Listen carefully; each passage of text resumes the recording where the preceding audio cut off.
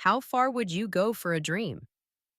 Margot Robbie once cleaned bathrooms at 5 a.m., worked 3 jobs, and slept on a friend's couch, all before she became a Hollywood star. This is the story you haven't heard. Let me take you back in time, before red carpets, before designer gowns, and long before Margot Robbie became a household name in Hollywood. Picture this: a teenage girl in Melbourne, Australia, blonde hair tied in a messy ponytail, wearing sneakers worn out from long days. That girl is Margot. And no, she wasn't famous yet.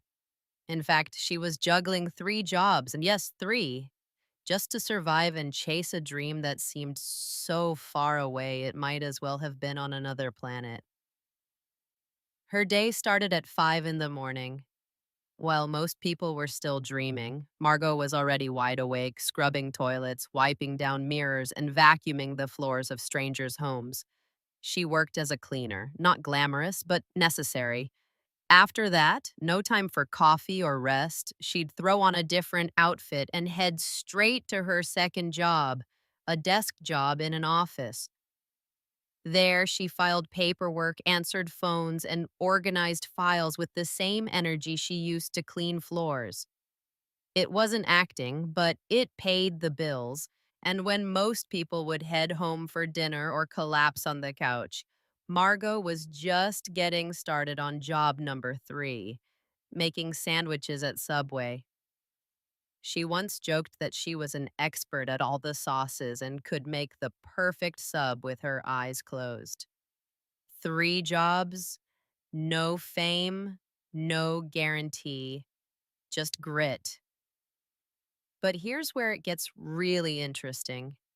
Margot wasn't just working to survive, she was training for her dream. She used her subway shifts to study people's personalities. She practiced accents while walking home. And when she finally saved enough money, she bought a one-way ticket to Los Angeles. Now, you might think success came quickly after that. It didn't.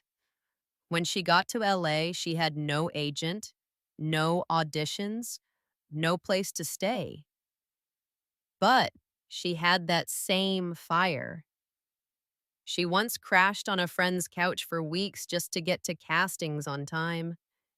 She was rejected, ignored, overlooked, but never gave up. And then, boom, her moment came. She auditioned for The Wolf of Wall Street. She was supposed to kiss Leonardo DiCaprio in the scene. Instead, she slapped him hard, totally unscripted. Everyone in the room went silent. Then Scorsese laughed and said, "That's our girl." From there, everything changed.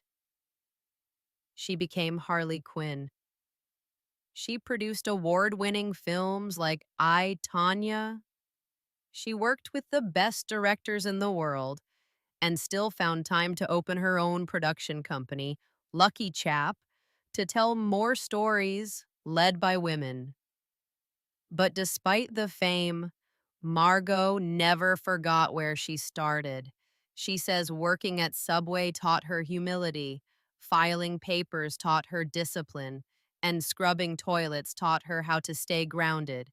So, next time you see her on screen looking flawless, confident, powerful, unshakable, remember, behind the glam was a girl who once cleaned bathrooms before sunrise, smiled at rude customers, and fought for every single inch of her dream. Margot Robbie's story isn't just inspiring, it's a reminder that no dream is too big and no job is too small when you believe in where you're going. Useful phrases to learn from this story: wide awake, fully alert, and not tired. Head home for dinner. Go home to eat an evening meal. Collapse on the couch. Fall onto the sofa out of exhaustion. Grit, courage, and determination to push through hard times. Crashed on a friend's couch. stayed temporarily at a friend's place, often while struggling, taught her humility, helped her become more modest and respectful, looking flawless, appearing perfect without any mistakes or flaws. Thanks for listening. Now I want to hear from you. What new English word or phrase did you learn today? If you liked this video, please hit thumbs up and subscribe for more stories. Stay curious and keep learning. See you next time.